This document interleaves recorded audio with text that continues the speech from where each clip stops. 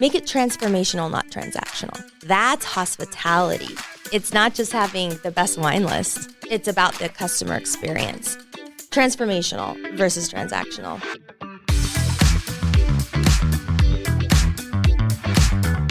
The following is a Big Sky Economic Development production.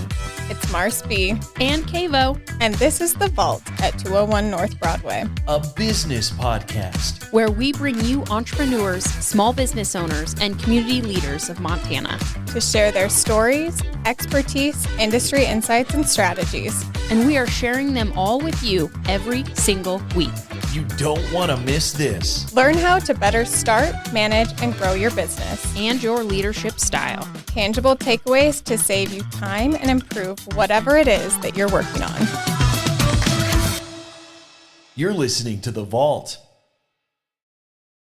Thank you to the Small Business Development Center for sponsoring The Vault at 201 North Broadway. The Small Business Development Center offers free personalized support from business plans to financial projections and beyond, empowering small businesses to thrive. Reach out to us at bigsky.economicdevelopment.org. So, Abby, you own one of our favorite businesses in Billings, City Vineyard. You get brought up multiple times on the podcast when people are like, what's your favorite thing to do in Billings? City Vineyard is like top of mind for not only myself, but others. And we've just been captivated by the brand you've built with City Vineyard. So we're really excited to have you on to share your story with us. Awesome. Thank you. And, it's a family business. So my husband came over. He was a deputy county attorney, worked with Scott Twido for 11 years. Then he came over with me because my mom actually is the founder, Abby Reno. Mm-hmm. So she obviously had City Brew Coffee, and then before that she had Video Library. Oh, wow. So she's a serial entrepreneur. So she's still involved quite a bit, and we're so happy to have her wisdom and calmness when things get crazy. So, but yeah, I was happy to come on board when I did and move the location, and we're at where we're at now, and we open in Bozeman in June, so we'll have our second location. Exciting. Yeah, we're really excited. It's like the clock is ticking, though. It's like I bet it doesn't feel far away at all. No. And going through December, it was like, okay, I'm not going to respond to anything for the new store because it was, the holidays are crazy for retail, but. Yeah, now it's like we're rocking and rolling. Now it's go time. Exciting. Yeah. So it sounds like then you grew up in an entrepreneurial family. Yes. Do you want to, when did your mom found City Vineyard, City Brew, all of those companies? When you say Video Lab? Video Library. So we were, remember Blockbuster? Yes. So she started Video Library, I think it was, before 80, so 78 probably. Oh, wow. So she was really young, and the VCRs had just come out. Mm-hmm. So my dad actually, and they were together at the time, he had a store where they had speakers, and they did car stereo stuff. Oh, okay. And he's like, hey, this thing called a VCR came out, and there's going to be it's called a VHS. And she's like, well, there's nowhere to get these. And so she was really young in her early 20s then, and sold that business in 2001 to Movie Gallery, or it was 2002. Back in 98, she started City Brew at the time because she traveled a lot for work for Video Library. And she's like, hey, I go to this place. I think at the time there was Tully's and then Pete's Coffee and then Starbucks too. And was like, I think that, this could be a thing. And we were... She was right. She was right. Go figure. Yeah. So, because coffee really, until then, we have a lot of coffee shops now locally, but that probably was we didn't have any. No, it was cutting edge. I remember holiday coffee at the gas station. Right, right. So Mountain Mud and us kind of started at the same time, and they obviously had kiosks, and we had brick and mortar. In an old store number 1 for VL, we had she had moved that location down, and so she had some empty space for a place she was renting, and she's like, well, we'll do the first store here because my corporate offices are here, so I can be involved and see how it goes. So I was employee number 2. I was 16. I'd worked at Video Library, and I'm like, oh my gosh, coffee sounds so cool. Not that renting movies wasn't, but totally different. So yeah, and then in 2000, in the same building, she started City Vineyard. So it's been Wow. a fun journey with her. And Wow, I guess I didn't realize that City Brew and City Vineyard started really close to one another. Yeah. I thought City Vineyard came years and years after City Brew was established. yeah, no, it's 2000. It was like we had to have it open because of the license by the end of the year in 2000. And so she was hustling to get that girl open by December 31st. What led her to open City Vineyard? So she had, she's just incredibly intelligent and business savvy, and she had put her name in a lottery because of how the licensing works, and she won the license. Wow. And Which is so exciting. which was so exciting, but you had to open a business within 12 months. Yes. And so she was like, oh my gosh, and she loved wine and didn't know a ton about it, but she knew herself, and could make it work. So yeah, store number 1 is where Pita Pit and D.A. Davidson was. Same with City Brew. Store number 1, City Brew, was where the D.A. Davidson is. Wow. Like right across the street from us. Or D.A. Davidson. Yeah. I'm getting it. 2228 Grand Avenue. So Okay. yeah, so really fun. Oh my gosh. That's Where did the name come from? Because I mean, it's been really like City Brew, City Vin. She had a great team of people who they did a brainstorming session, and that's how. I mean, really, it was nothing crazy. They just were like, "Hey, we like these names, and this sounds great," and stuck. And then City Vineyard, just was natural after City Brew. Mm-hmm. Yeah. Oh, I love it. And what was your so you were in high school when you started working at City Brew. Did you go away? Did you stay? What was that pathway for you? Yeah, so I went to college at U of M, University of Montana, and so I graduated high school in 2001, and then went to Missoula, came home, during the summers to work with my mom and, gain any experience I could. And then after college, I actually moved to San Francisco and worked for Nordstrom's. Oh, cool. I love Nordstrom Rack. Yeah, I know. Did you love it? I think that after working for a family business and learning to grind, that kind of corporate job taught me so much, taught me what I liked and didn't like. And the city was huge and it was expensive. So she ended up coming down and saying, hey, why don't you just come back? And so we had a warehouse for City Brew where we distributed our own dry goods and cups and things like that. So she stuck me in the warehouse for a long time. So I can drive a dolly. I can move pallets. Great skills to have, I guess. Yeah. But yeah. And then it kind of just went from there. And where did it go from there? So I worked in the warehouse, and then I took over, the retail division was growing a lot, and she started the roasting division in, I think, 2003. So she started roasting right before I came home from college. And I just was helping wherever I could. And then I ended up taking over the retail division. So I was the director of operations. And then when we were doing the acquisition with CIC, so we sold to a venture capital company out of Salt Lake. And during that acquisition process, I was winding my time down with them. And then she's like, hey, what about City Vineyard? Like, that might be something you want to do. And I didn't know anything about wine. So did you like wine? I liked it. Okay, that's helpful. Yeah. Don't we all like wine?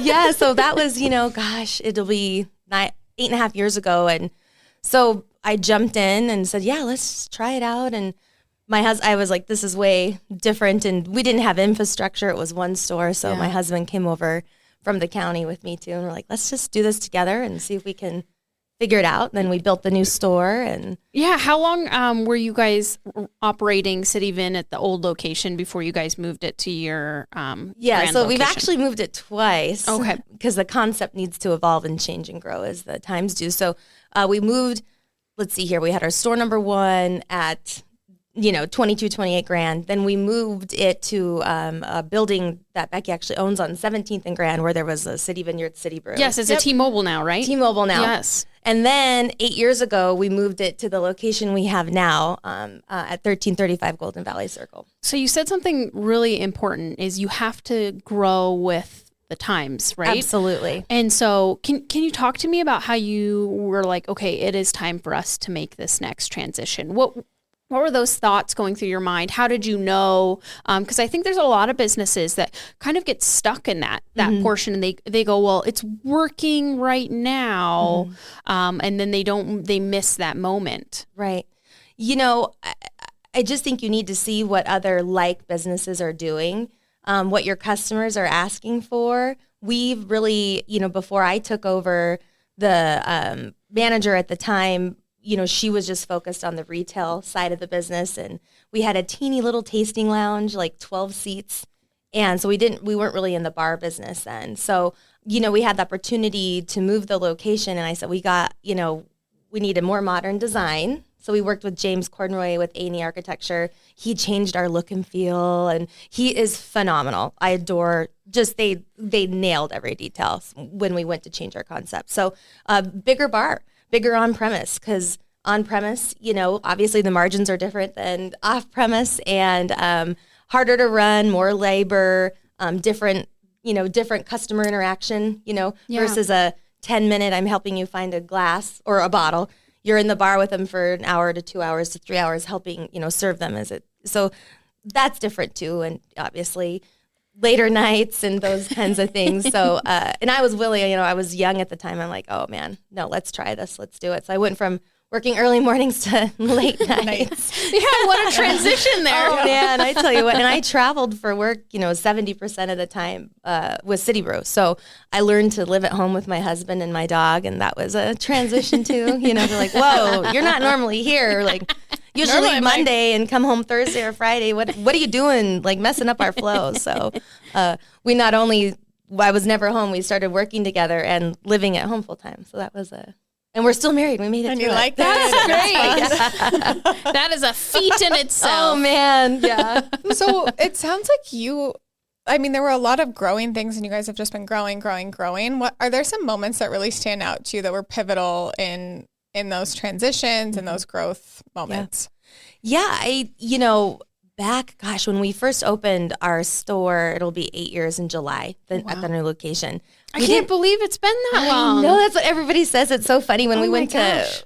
had to renew the lease last year. We're like, oh my gosh, it's blinked because when you're busy, it's like time flies. And really putting together, I didn't understand the food concept that was needed with wine. So we had a teeny little kitchen. We weren't doing a ton of food. We had mainly charcuterie and cheese, but really nothing else. No brunch, no salads. I love your brunch. Thank you. Your salads, your charcuterie, your pretzel bites, beer dip, etc. Yeah, no, yeah. So I didn't, when we first opened, I was like, well, people are coming for a glass or maybe two, but then they're leaving. Customer time stay, because you're really looking at your numbers. Yeah, your turns, yeah. Yeah, your turns. And that was something, my mom, obviously is a data geek and a numbers freak. And so she's like, what, so like looking at the numbers, how can we get more out of the customers we have? And so I never wanted to have a kitchen. I'm not I'm not a chef by any means, but so we expanded the food program, which then really changed our world with getting people to stay, getting people to come in earlier.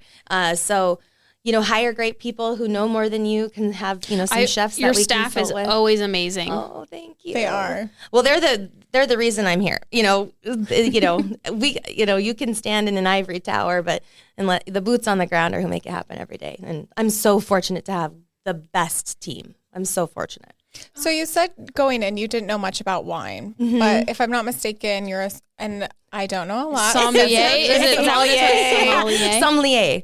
Yes. And you travel too with this job a little bit. A little bit. Yeah. So, gosh, I remember, I've told this story to some people who have changed careers and come to me crying and they're like, I'm like, I did it too. I used to cry. I literally every day, because you go from being the expert at the position you're in to being the new guy and not having any history or knowledge. And so, I literally cried almost every night for like 6 months when we first took over, because I didn't know the difference between Burgundy and Bordeaux. Yeah. I didn't know, I didn't know the different regions and why flavors in this region taste different from this region. And if you come in and you want a light-bodied red, blah, blah, blah, I had no idea how to help you. Here's a nice red blend. I need to pull that really quick. Yeah, exactly. So, I studied and learned, and I had to be disciplined, and, I had to just hit the books, and I hadn't studied, or had to do anything since college. And I was like, oh my gosh, am I going to fail this written test?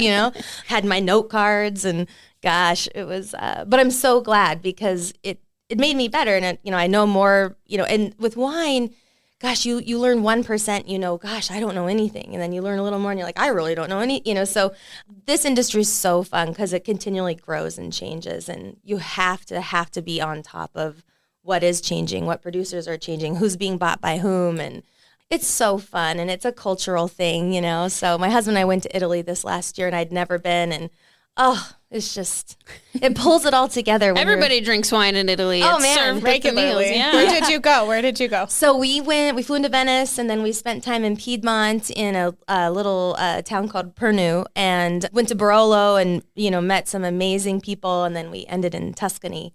And so that was cool too. But met different producers, and I think the warmth and the kindness and the culture you can kind of get through reading the tech notes and like doing, looking on YouTube, but being there and like feeling it, oh man, it is life-changing.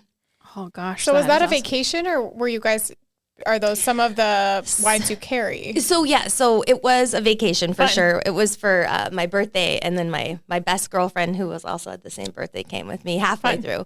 Yeah, it was a vacay, but we met some of our favorite producers, and it's amazing how much time, these people are so busy, and they're like, oh no, you love our wine? Yes. And, like, well, let's sit and talk. I mean, we went to one place called Geggiano in Tuscany, and Andre is so famous to us. He's like an icon, and he's with the Kermit Lynch portfolio, and he made time and spent like 3 hours with us, and we walked all through the vineyards, and oh man, it was just such a wonderful experience. And you just never, these people are so famous to you in your mind. And we met Chiara Bosca she has in Barolo, and we went all through in her dirty work truck, and she's just like, I don't need nothing fancy. And, so she took us all through the vineyards and, took us to lunch, and she spent 4 hours with us. Wow. And she was the first female winemaker in Barolo. So she really talked about, defeating norms and what she had to do to get in with the men. And so anyways, I mean, you just learn, you come back and you're different.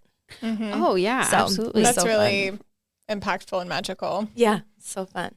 I do have a question for you, because you mentioned this before, is you have a great team. Oh yeah. How do you have a great team? Like, what are some of the traits that you look for when you're hiring, and what kind of culture are you building over there? Yeah.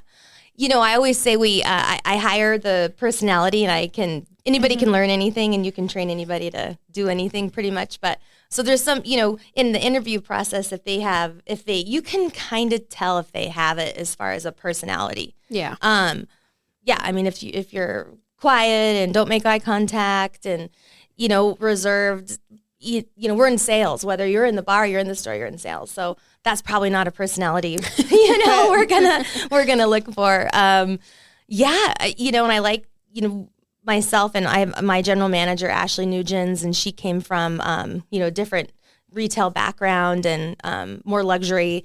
And, it's nice to work with people who have different skill sets and have different talents. And so I really look for that too. I don't want to hire a me.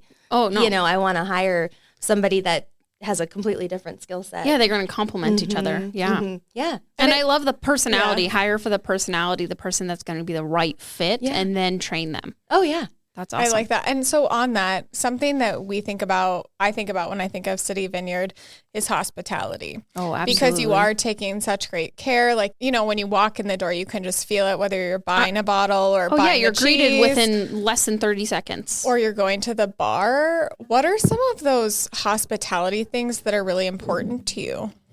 Yeah, Becky, my mom, is huge on it too. So, she ingrained it in me from a young age. But, your customers want to be felt, and like they want you to know they're there. They're our focus. They're the 100%. Whether I have to finish a wine order or the phone's ringing, that's your focus, because the customer's who pays the bills, not this delivery that's coming in, or someone's calling out and you're stressed about that. It's like, just really making sure they're the reason we're there. So from the time they park in the parking lot, the exterior of the building should be good. Then when they walk in the building, they should be greeted with a friendly greeting.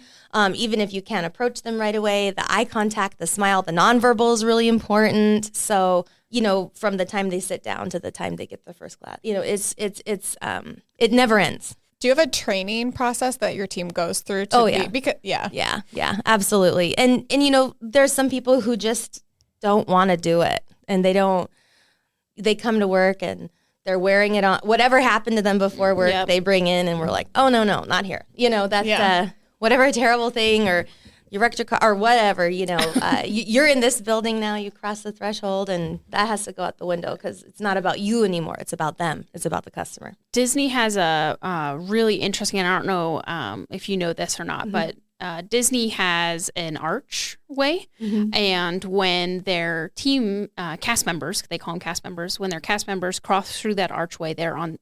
And they know. And so you leave everything behind. You're in character. You're on. Yep. When you cross back through is when you can, not be on anymore, right? You can turn it off. Yep. And so it's a really interesting way. And they do that in their call centers. They have that 100%. Piece. And so then they know, I'm stepping through this. I know I'm on. This is I'm on job now. Yep. Yeah. And, and that's a great analogy. And that's what we say. Once that door opens and you're through it, you turn it on. And, if you have people who can't, and you can tell, they got to go. Yeah. So I think being fearless in being like, hey, you're clearly not able to do this today. Go ahead and head home. We'll get your shift covered. Or, there's got to be repercussions if you're coming in and you're not on. Yeah. And so having those hard conversations, which nobody wants to have. I hate them. I avoid them like the play, and then I can see like, oh, they went to the table and she didn't smile, or she put the glass down and didn't. Oh my, it's like, okay. It's time to go. And I have to say, I give my GM Ashley tons of credit because she is fearless.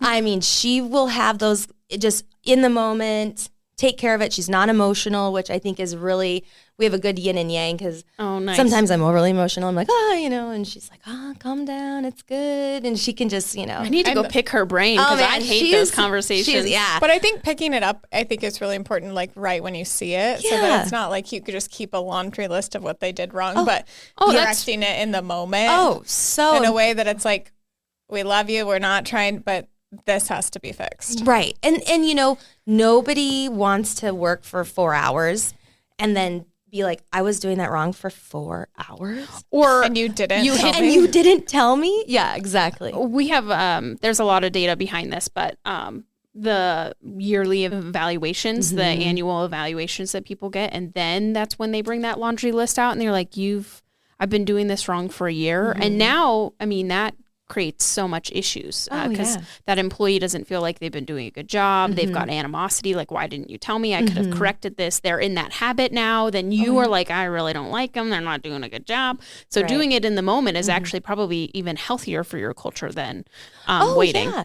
And if I'm doing something, I would want to know. And my GM can be fearless in telling me, hey, we told the team to do it this way last week, and you accidentally did it this, I'm like, oh my gosh, I totally spaced that. Thank you so much. And just being open. I think having openness, if something isn't working, if there's a process that we've created for whatever reason and it isn't working, I want to know. And my team, we want to make it better for everyone. If it's better for us as the team, it translates into the customer. If they can come in and everybody can leave at the door and it's like, this is their safe place and we're all positive, it bleeds into who you want it to bleed into. But unfortunately, if you let the bad stuff in and you don't address it, that also bleeds to your customers. So absolutely. Everybody's had that experience where they've gone somewhere and they weren't greeted, or maybe someone slammed something down. And it may not even be that you did anything to them. That could be that table over there upset them, but it is now transitioning to all of the other people. Oh, yeah. My favorite thing is when you go into a place and you sit and you're waiting, and then you finally get approached and they're like, oh, gosh, sorry, I have a huge blah, blah, blah over there. And you're like, anyway, so what do you want? Because I'm going to get this right away because their food's about to come. And you're just like, whoa, that table isn't my problem. Yes. Yeah. And of course, you always have something that comes up where you're like, I'm getting rocked right now. So it's like the team to come to us to make sure we have proper management presence. And we're not perfect. We mess up. There's times where we haven't staffed right, where it was like, hey, it's a holiday and blah, blah, blah. So you get busier later. And then the team is like, oh, no, So and you don't staff right, but then you make a note of it, and then the next Memorial Day or whatever it is, you fix it. Yep. Yeah. You know, because you can't bat 1,000, but man, can you try. But the team you need to create a culture of openness. So the team feels comfortable coming and saying, hey, we got murdered last night, like in a bad way.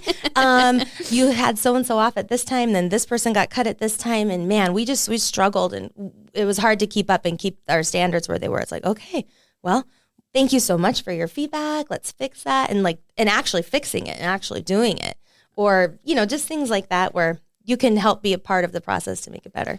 What are some of those things? Because it sounds like you guys have that, but how did you get to that point? Like, what are some of those things where your team does feel comfortable in talking to you? Or because it sounds like that they'll tell you guys fix it, address it. And so that's building great trust. But what are some of those cultural things for you guys to keep that service at such a high level? And that it's so open, right? Because they can come to you and they can say, hey, Abby, we were murdered last night. Yeah, exactly. You know, ask for feedback. How did it go? Hey, gosh, I saw you guys' numbers. Oh my goodness. Great job. How'd it go? And then they're like, oh man, well, we all made money, but oh gosh, you know, so soliciting feedback. And I can tell you, you don't want all the feedback. No, but it's not about what I want. You know, it's about what's best for the business. And sometimes I have to listen to it and then sit on it and not respond or react. Yep. I can then process it, and then I can come up with a plan. But you don't always want the feedback, or you change the dress code and so-and-so's, you know, there's things that feedback that we can make changes and be positive. And then you do have to factor in the 1%.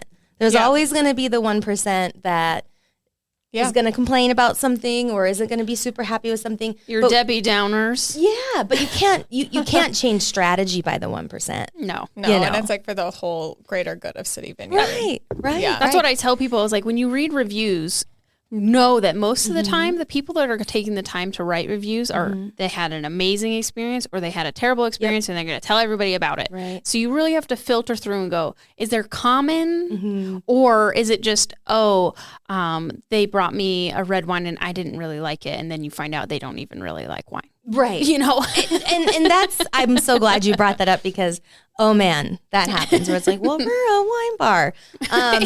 We don't have vodka. And you know, there's just people you can't make happy. Oh, no. Yeah. And you can't take it personal. And and that's one thing you have to tell the team is, you know, I know so-and-so comes in, they're tough, you know, and you don't take it personal, or they give you feedback. Don't take it personal. Take it. Can we make the situation better? Can we grow somehow from this? Yes or no? And then just be done with it. Close that chat, you know, move on. Oh, I love that. Because it's, you know, sometimes, you know, we work in customer service and we're customer facing, and it's hard. And especially during the holidays in the store, man, my retail team, and I'm out there with them too, but it can be extremely difficult to help people who don't want to be helped. Yes. And it's not that they don't want help with wine, but they're just unhappy people, you know. And they're taking their things that happened earlier out on. Absolutely. Yeah. Absolutely. And so, you know, just swallow it. You got to kill them with kindness. Kill them with kindness. Do your best. Yeah. And that's what, and if they're still unhappy, hey, I did my best. I did everything I could do in that situation. Chapter closed. Move on. You helped 30 amazing people today that were awesome. Focus on those. Don't focus on the one, you know, bad one. Yeah. It's 1 second versus 30 seconds, right? Totally. And I know it's hard. It's hard for me sometimes when you know, get feedback from a customer that, you know, whatever, and you try to make the situation the best you can and you take care of them in every way you can. But sometimes you just can't make them happy, and you did your best. So are there other tips that you have for businesses, or maybe someone looking to start a business, individuals, that are tips to help differentiate themselves with hospitality and great service? I think just know what hospitality is. It's not just having the best wine list or the best food. It's about the customer experience. There was a consultant we worked with at City Brew for a while, and he said, and it always stuck with me, and he said, give them transformational service, because our customer point times were 30 seconds, you know, very different than what I do now. Make it transformational, not transactional. So knowing the difference between something like that and what would that mean to you as a consumer really helped me. Okay, that's hospitality. That's not a great product, quickly, whatever. That's hospitality. That's actually changing the environment that you're making for your customer. So transformational versus transactional. So can you give our listeners who are in that same realm, give them some examples of what that kind of difference would be? Yeah. So greeting and thanking. Yeah. Being acknowledged when you walk into a retail establishment, making eye contact, smiling. What can we do for you today versus how can I help? Just how you speak and really listening, really listen to them. Don't just put eyes up here and, you're checking them out and you're not having a conversation. How's your afternoon going? Oh, great. This is a great bottle. I love this one. Or, what are your plans? Just like making it calm and happy and from the bar perspective, making them just comfortable. What do they want? Deliver it on it. But you have to make it an experience. Absolutely. Because there's places you go that are just transactional. They come, they bring your wine, they bring your food. There's no conversation. They didn't ask you if you liked anything. It's like McDonald's, right? Yeah. But kudos to McDonald's, man. You know what you're going to get when you go and you get it. Yep. And so you're not going there for some, transformational service or anything. You go there, it meets expectation, and they're a great company. But I think that, really that transformational service, I always think of myself. What would I want? Yeah. I want a server to come over and smile and be slow, not talk too fast, not move too fast. That's something that I still struggle with myself is being... Yes, I'm a very fast talker too. So yes, I was like, slow down. In my mind, I'm like, slow down. I'm always like, take a deep breath. Yeah, take a deep breath. And it's like, don't rush them. That's their time. There's some people who want to be in and out. They only have an hour. Make sure that happens for them. There are some people who want to take their time and have an afternoon or have an evening. Give that to them. I feel like I've had multiple moments with friends, groups of friends, whatever, where it's like, oh, we'll just go for a drink and then we're there until you close. And I'm like, well, here we all are. What happened here? We're on our third charcuterie board. Wonderful. That's the goal. I'm like, that's the goal. It's like it just happens, but it's such a great environment. Even I was in there with I was just in there recently again. And I think it was your sister. Yeah. And, I think you guys were out of something, but she's like, here, I brought you a sample of this other if you want to try it. And so we did. We got it. We got 2 glasses each of it. But I think having that just like giving those recommendations or bringing that little thing just makes us feel special and taken care of. Well, and they answer. So I'll tell you, me and my boyfriend have very different wine tastes. I'm a very sweeter wine. I like Moscatos. And he likes buttery Chardonnays. So he's like a Chardonnay person. And so that's very different. So with our waitress, we told her both of our likes and she brought us a wine that both of us enjoyed. Awesome. Good. And I was like, who would have known? I never would have thought there would be a place that we could meet in the middle. Yep. Yeah. And that's great. And again, with our staff and we always encourage our team to sample customers. If they don't know if they like this or that, or the differences between bring them samples, and obviously we incur costs there, but it changes the game for the customer. I can't tell you how many times I'll look at a list and I'm like, oh, I wonder what that tastes like. Or for me, sometimes I'm like, I wonder how long it's been open. Oh yeah. And I'll spend $15, $20 on a glass of wine. And maybe it's because I'm only going to have one, but I want it to be one good one. And if if I can get a sample of something, and that's the differentiator for us in our store, with the license we have, we can sample customers on wine. Oh, so if you come in, Marcel comes in and she says, okay, I've got my mother-in-law and my grandma are coming over for dinner and I'm making blah, blah, blah. And I know my grandma likes this, but my mother-in-law likes this, like, help me. We can be like, okay, well, here's a couple that we think. I'm going to give you a sample of this, and then you kind of tell me what direction you want us to go, what you would like or what you prefer. And so for us, and our license is expensive. It's not just a cabaret; it's a bigger license, and so it's so important because that is experiential service, absolutely. Right? That's transformational, not transactional. You could come in and say, "Oh, I like this," and they like that. And I'm like, "Well, here you go." Yep. Oh, okay. I hope I like it. And just I just money. spent $40 on a bottle of wine. Exactly, and that's a lot of money. I went from a world before I came to City Vineyard, where our average transaction was, under $10. And it's way more than that, where I'm at now. So I really appreciate people who, they're going out of their way to give me business. When they walk in, they've chosen City Vineyard already. They're through the door. Yep. Now we got to take care of them, and so we're so fortunate, and it's not lost on me that they chose us for a reason. So let's make sure we hold up our end of the bargain. That's really, I like. So because you guys you have a lot of, you have both sides, where do you get inspiration to do new things and then build out your food menus, because they change a little bit, and to add brunch? Where are you getting your inspiration? Yeah, and I think that's where traveling comes in, right? I was so fortunate in my younger years to get to, obviously, my mom is wildly entrepreneurial and, throw 10 things against the wall. Let's see what hits. I got to try new stuff. But also traveling, eating out, going places, trying new things, and I tend here to go to the same restaurant and eat the same thing, But when I travel, I'm like, okay, we're going to go here, here, and here. This is like a totally different thing I would never normally do. Shopping your competitors is so important, because it makes you look at your business different. Maybe it's not truly a competitor. Maybe it's a Michelin star restaurant in Piedmont that you get to go to. It's like a chance in a lifetime. You're like, what do they nail? What can I transfer from this experience into my business? Yeah. And just, you're always looking at opportunities. It's never really off, And then what's it like working? So you said your husband works with you too. What's that dynamic for you guys? Because now it's years down the road from this experience. What's that like? So when people ask, I'm always like, we do different things because you need to. I think we have different skill sets. He's obviously an attorney, so, I'm definitely not that. He spells really well. I'm a terrible speller. Me too. So Thank God for autocorrect. Oh my goodness, yes.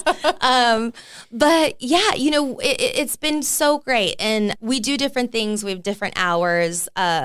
We try to have that kind of balance. And, he's like a super happy-go-lucky, easygoing guy, and I'm more intense. So I think I found a good partner, really not knowing it before, It's like, oh, we're married now. But it's, it's challenging for sure. There's times where I'm like, I need to walk away from you, or I say something, and our GM's like, okay, just walk away. Don't say what you're thinking, because it'll probably hurt his feelings, because we're just so intense. But or I'm intense and he's more laid back. So, but what's great with he has an amazing palate, and he didn't drink wine before at all. He was a beer guy. Beer guy. But some of the skills from being an attorney have transferred. Lovely photographic memory, so it can be somebody can come in and be like, okay, I had this bottle, it had a fish on it, it was blah blah blah. It's like, oh, I think I know what it is. And for me, it's like I have no idea. I'm on Google, wine bottle with fish on label. Yeah, exactly. Google that for you. Yeah, or and he just has a really good palate too, so and he can remember, hey Abby, we had this wine 6 years ago at such and such conference on blah, blah, blah. And I'm like, oh, I still don't remember, but thank you so much for telling me that. It's still gone. Right. But yeah, different skill sets, I think, is really nice. So do you find that what helps you guys have a good work-life balance is that you guys very much have discussed and stay within your roles? Yeah. And to be open and honest with each other. And sometimes that's hard too, because sometimes he gives me feedback where I'm like, that hurts. Thank you for telling me. Fly your zone, man. Fly your zone. Sometimes he leaches into my zone and I have to be like, oh, hold on there. No. There. Exactly. And, I think though, my dad famously has always told me, this is hilarious, there can only be one alpha in every relationship, So knowing who that is important. And he's just a kind, loving human, and the team loves him. And but it's challenging. I feel like you're describing my marriage also. I've only been married for not very long, but I relate to you. Yeah. My husband's like a golden retriever. Everyone loves him, and blah blah blah. Mm-hmm. Yeah. Yep, it's the same. I am. Yeah. Yep. Same. It's a different boat. Yeah. Same. Yeah. And he doesn't get rattled. I get some things will rattle me, and he's like, so tell me why you're rattled. And then I'll, whoa. And he's like, huh, okay. Well, so like tomorrow it's done. So why are you worrying about it now? Yeah. You know, so and you're like, perspective. I just need a minute to think about it. Yeah. And, you know, his previous career, or I mean, he's still an attorney, but, you know, he did civil litigation defense for the like county jail and the sheriff's department. And so he's like, man, you know, perspective is different. Everything is like easy going now. Oh, man. He's like, life is so good. Life is so good. Because that, you know, from an intensity point and the craziness he saw every day, he's like, man, nothing can rattle me here out. No, this is all different. Yeah. So you mentioned going to a Michelin star restaurant and seeing what you could take from that. What are you looking for? Just anything under the moon when you go to these different places, or even going to different restaurants and places here?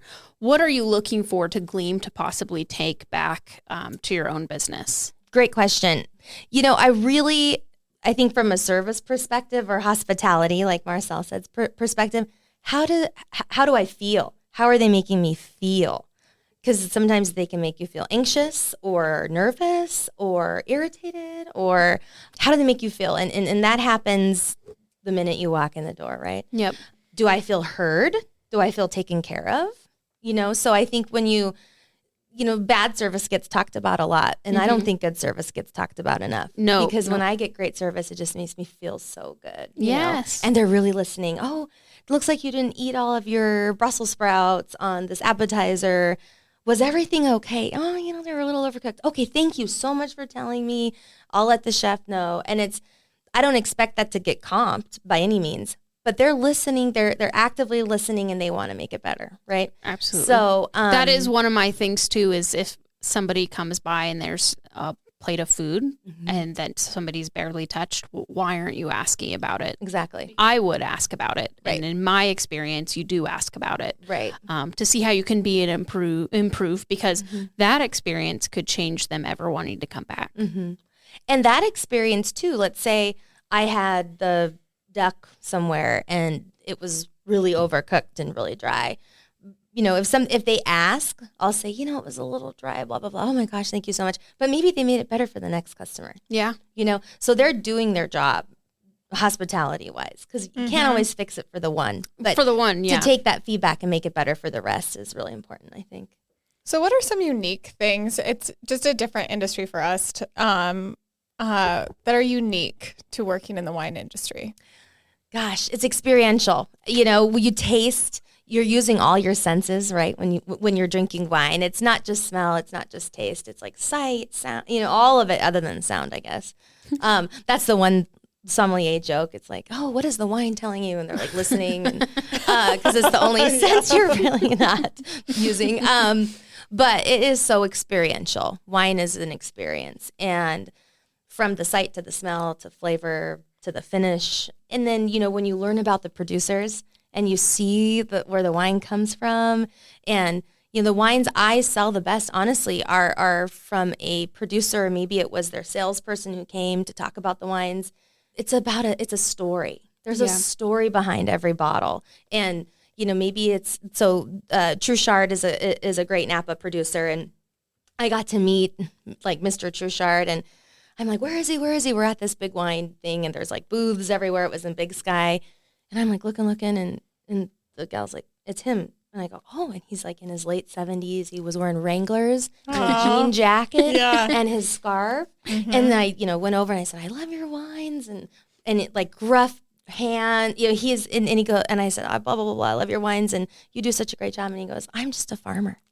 Yeah. You know? And I love that story. We were just in Napa in like late November, December, and we were at one of the Hill family estate. Yeah. They've got great wines. So one, the whole experience is lovely. The tasting was great. But then the owner and his son come by. The son is drying persimmons, and that's what you're getting served. And they were really good, by the way, like super good. But then he like meets us. He hugs us all before we go. Yeah. We, funny enough, like exchanged cards because I had one. But he like knew people here in Billings and talked about places here. And then he sends me like an email. Yeah. On Monday. Aww. Like, hey, great meeting you. Thank you guys so much. Yeah. And, you know, we shipped a couple bottles back, each of us from there. But and he talked about his grandpa, I think, or dad that was the farmer. Yeah. It's like It's his dad. Yeah. Yeah, his dad, and then the kids came back, took it over, and then turned it in. But just that story is so sweet. Yeah. And it's, a lot, especially, now in the U.S., a lot of estates are being bought and sold and blah, blah, blah. Business, right? They're not as many family-owned businesses like that, which you just want to give them business, because they're real people. They're not a corporation. They're a person. And in Italy and France, a lot of the wineries, at least that we like to do business with certain importers, they're like 4th, 5th, 6th, 7th generation family-owned estates. So I just had the pleasure of meeting Gaia from, they have properties in Piedmont and Tuscany, and they just have bought properties down in Etna. And she's the oldest of the children. Her great-grandfather was the founder. Her father, so she's taking over for her father, and it is personal to them.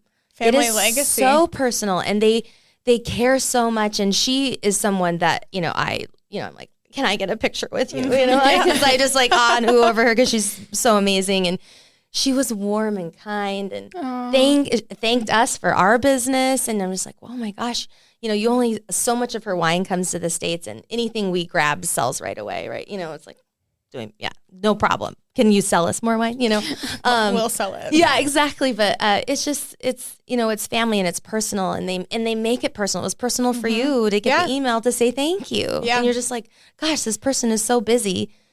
They thanked me. They took a second out of my day, which would probably makes you want to go back there and continue to buy their wine because of that experience. And tell people their story. That's a beautiful story. Yeah.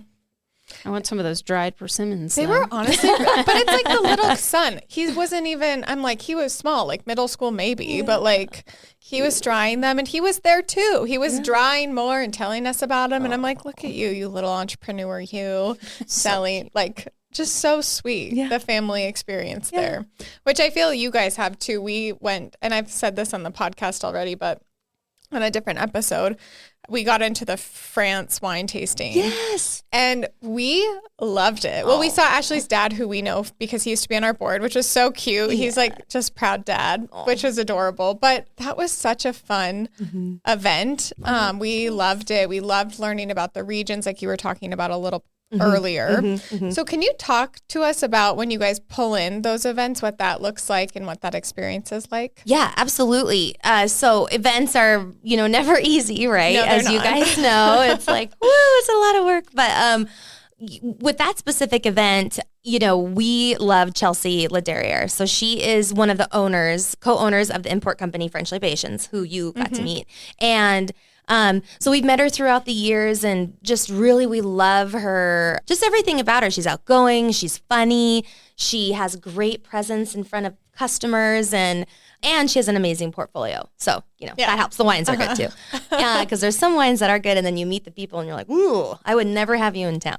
Yeah. So for that specific event, I do an event with the Symphony every January, and I was on their board for a long time. And now that I'm busier with 2 stores and stuff, I'm focusing more. I'm trying to. So anyway, we do a virtual wine tasting with the Symphony as one of their annual fundraisers. And so every year, this was the 5th year, I think, that we've been doing it. Really started during 4th year, because we started during COVID, and we're like, oh my gosh, how are we going to? I remember seeing Instagram about that, like Instagram posts all over about it. Virtual was like the way to go. And then at post-COVID, people are like, no, we still like that, because then we can have like multiple glasses and we're at home and we don't have to drive and blah, blah, blah. So thinking of somebody who is going to be good on camera, because it's virtual with the Symphony, and then we always do 2 events because to bring people in like a Kelsey, you have to be able to do multiple things and really use their time, because they're busy and they're like, man, you better have a couple things going, because one thing isn't going to cut it. And I get it. It's business for them to fly here, have a hotel, do all that. So we always do the event with the Symphony one night, and then the other night we do an event our own. So, but really, I think, people are curious. They do want to learn about the wines. They want to know the story. And that's, the industry I'm in, I'm so lucky, because there's so much to learn, and there's different stuff all the time. And, so that's, gosh, I'm so fortunate. I'm not doing the same thing every day wishing it was different. Like, no, I mean, this producer from here, there's a new wine that came out, or this isn't a region like the Volcans, like one of the wines you had, where it was, abandoned during the war, and then they're replanting and redoing like indigenous grapes to that area. And I don't know, like, it's fascinating, right? That is Well, fascinating. and like what you smell. And so like now every time we open a bottle of wine, Austin's like doing all Smelling. the things. Oh, yeah. But like, what do you smell and like what your senses are? And so she really talked about that. And it's like in the wine, but in the soil that it's grown in, which is so fascinating. Yeah. Do you have, when people are maybe just out shopping at City Vineyard, are there things that you recommend when you're, or maybe they're traveling, but they're wanting to buy some wine? What are some things to look for? I always ask people, are you eating? Is this for a meal? Because really the wines you're going to choose to go with food are going to be different sometimes than my girlfriend's coming over. We're going to watch Netflix and eat popcorn. Cool. I got a wine for you. Oh my gosh, no, I'm doing this grilled pork loin, yada, yada. Here are my sides. This is how I'm preparing it.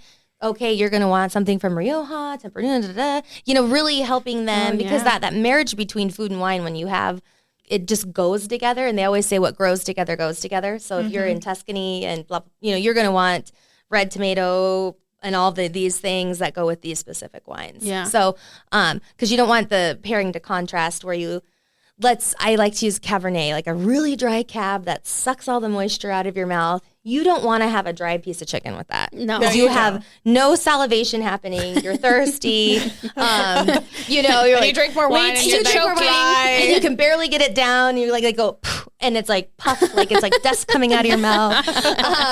So that, not a good pairing. So you would want like a juicy red to go with like chicken or things like that, like a Gamay or a Pinot Noir, even like a Syrah, to go with some meats like that. And if you have like a steak, like a ribeye or anything with a little bit of fat on it, that is awesome for like a dry Cabernet. And those things go really well together because you're going to have like the juicy bit, a little fattiness on the meats, and you take a drink of your dry wine and it cleans your palate out. And then you go back for another bite, makes you eat more. And then the more you eat, you're going to want to drink more wine. So that's like, it's like a good little pattern. Yeah, that's a good little pattern. Yeah. Well, you kind of hinted at it before, just now, but you're opening a second location. Yes. Tell us how that is going. Oh, man. I think Bozeman is its own animal, too. We're glad we had you first. Yes. I'm just going to say that. Yeah.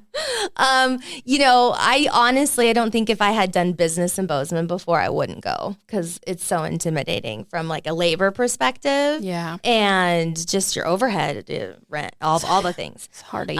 But yeah, we're so excited. I feel like it's going to be a little smaller store. Bar is going to be a little bigger.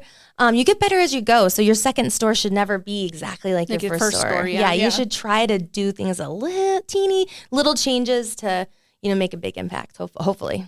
Oh, and you said June. June-ish. Yeah, June 7th is like the day. I'm in quotesing the day.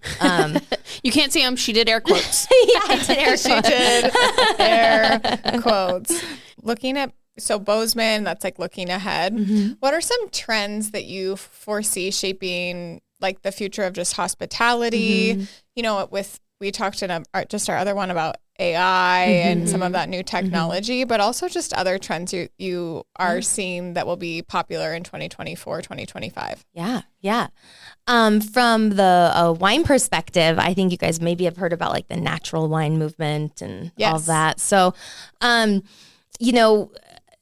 people, they're not adding any sulfites into wine. So, it's, might not be good by the time you have it. Right. Oh. So that I think that whole part of the industry is really, there's, I don't know, big waves and people doing big things. But I think a good thing that is happening that really originated in Europe and France and Italy is the biodynamic wine movement and all organic wine movement. So, in certain areas, you cannot use herbicides, pesticides, and all the craziness for growing, right? So, oh, nice. So it's a cleaner wine, right? It's not natural, and I'm, air quoting natural, but, it just makes a better wine. And I don't want to drink something that might have had pesticide chemicals on it. You're not, because you were consuming that, you're drinking it. So that's, we're seeing so many more producers domestically that have stopped and they're now organic. They're, furthering into the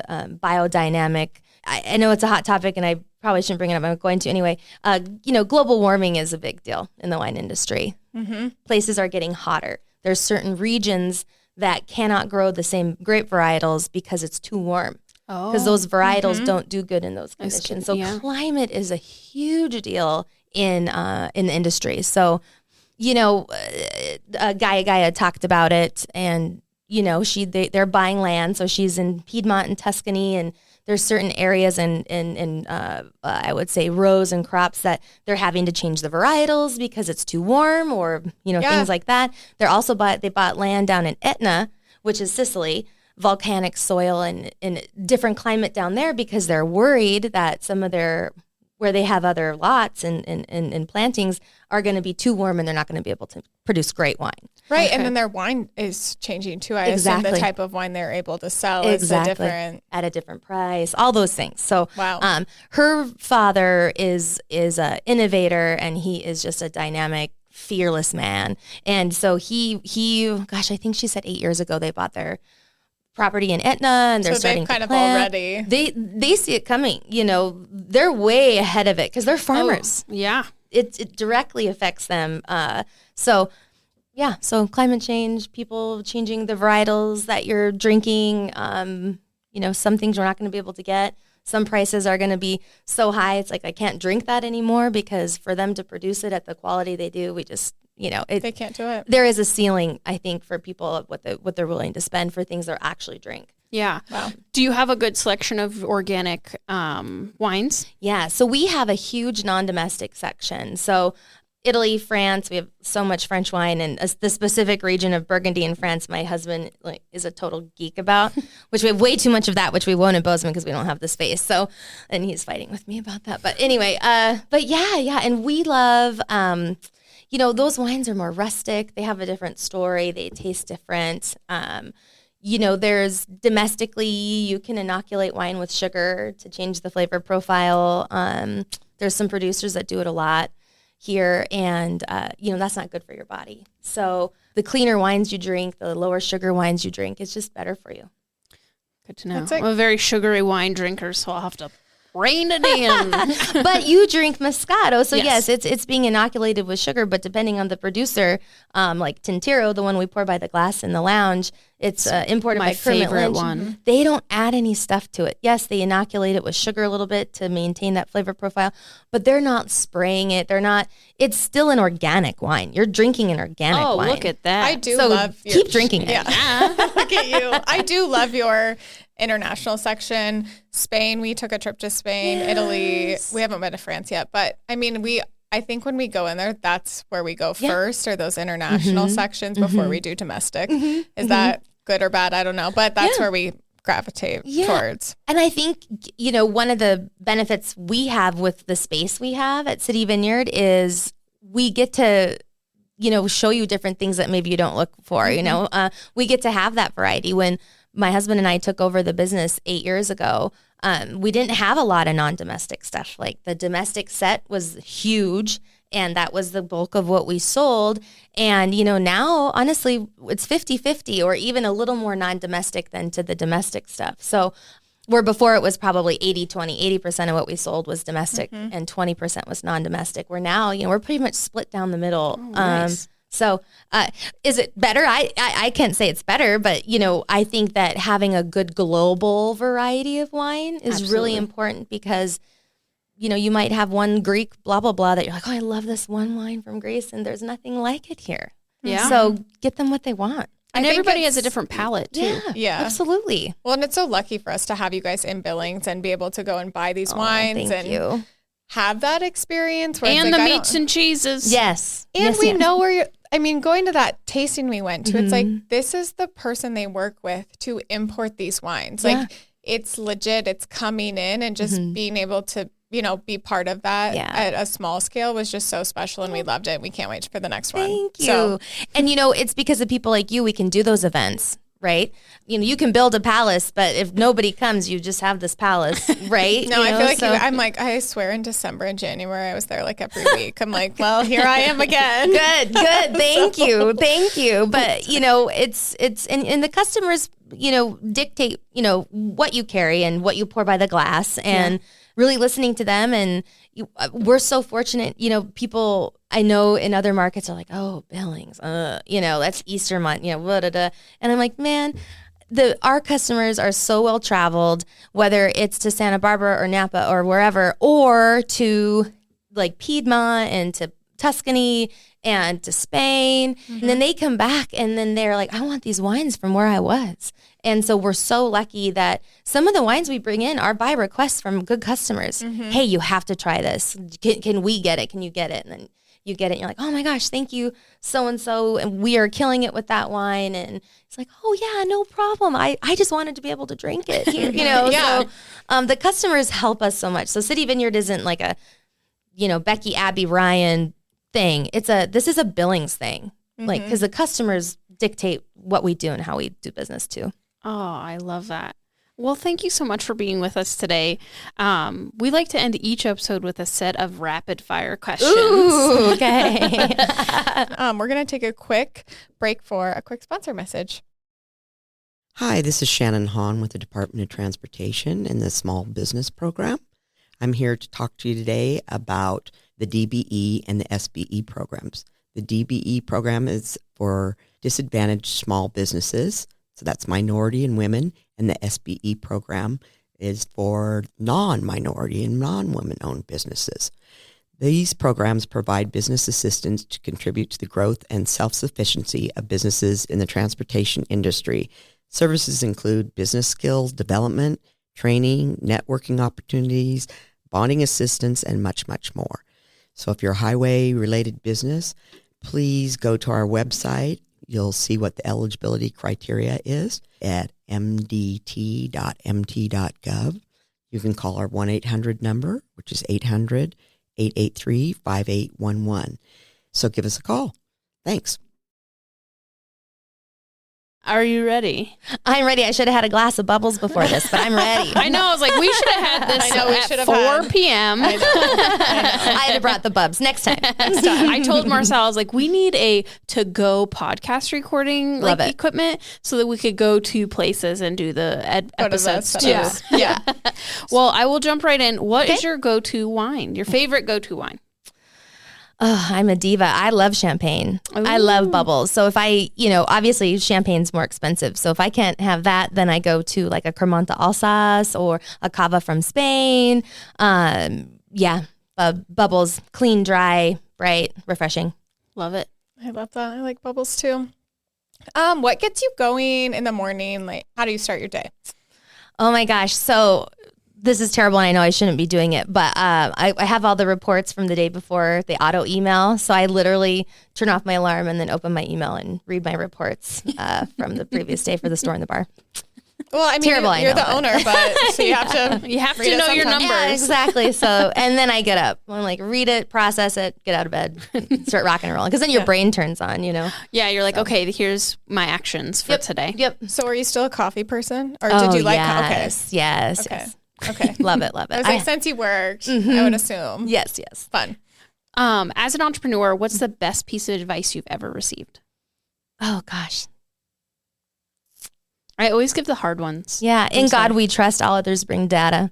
Because you can feel a certain way, feel it, but what are the numbers telling you? Look at the numbers too. Don't just go off feel.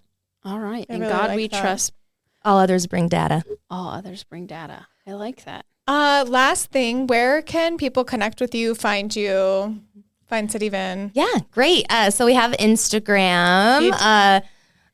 I don't even know the handle. I don't have my phone on me, but it's City Vineyard Wine. So City Vineyard Wine, you'll find us. Obviously, we have Facebook. We have cityvineyardwine.com. We do a newsletter that has all of our current events coming out. So sign up, go to cityvineyardwine.com. Make sure I'm signed up for that. And sign up for the newsletter. And then that way, any events and new stuff that's happening, it keeps you posted and up to date on what we're doing. Awesome. And you guys do beautiful gift baskets and things like that too, so that people can connect with your team to curate a beautiful basket if needed. Absolutely. And we do a lot of corporate baskets for businesses. So big, large orders where they bring in their swag, whether it's a mug or what have you, hats, things like that. And then we build the basket. So it's it's not a City Vineyard branded basket. It's a, XYZ bank basket, and they order 30 or, 50 or whatever.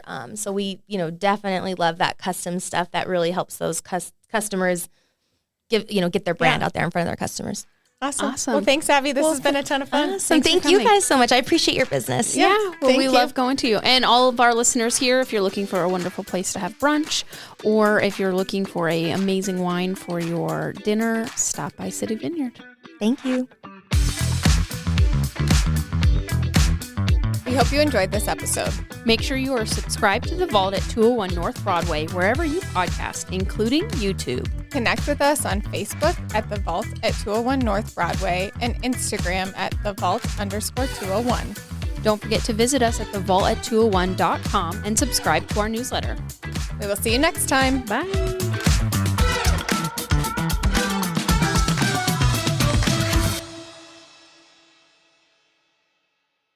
Thank you to Big Sky Economic Development for supporting The Vault at 201 North Broadway. Big Sky Economic Development provides leadership and resources for business creation, expansion, retention, new business recruitment, community development, and workforce development. Learn more at bigsky economicdevelopment.org.